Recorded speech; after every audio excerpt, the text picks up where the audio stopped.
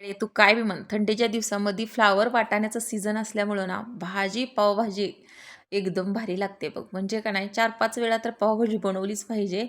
जास्त काय तामझाम ह्याला पावभाजीला नसते बरं का. म्हणजे पाव आणायची, जीरा राईस बनवायचा आणि चमचमीत अशी हॉटेलमधल्यासारखी पावभाजी बनते बघ.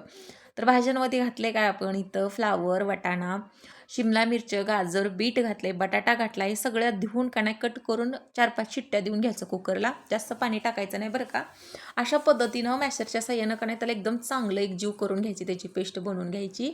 नंतर 4 ते 5 बारीक बारीक कट करून घ्यायचे कांदा तेलामध्ये टाकायचे, वाटाणे टाकायचे, कोथिंबीर टाकायची, लसूण अद्रकची पेस्ट भरपूर घालायची आणि चांगलं तळून घ्यायचं. त्याच्यानंतर वरून टोमॅटोची प्युरी टाकायची आणि छान याला पण चांगलं तळू द्यायचं बरं का.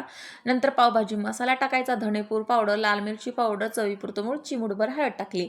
मस्तपैकी हे फ्राय केलेलं जे आहे ते तडका त्याच्यामध्ये टाकून सोडायचा आणि चांगलं मिक्स करून द्यायचं. वरून बटर सोडायचं. चमचमीत घरच्या घरी पावभाजी एकदम कमी बजेटमध्ये भारी बनते बरं का पावभाजी. तर या सीझनमध्ये तुम्ही सुद्धा 3-4 वेळा पावभाजी नक्की बनवा बरं का, भारी लागते.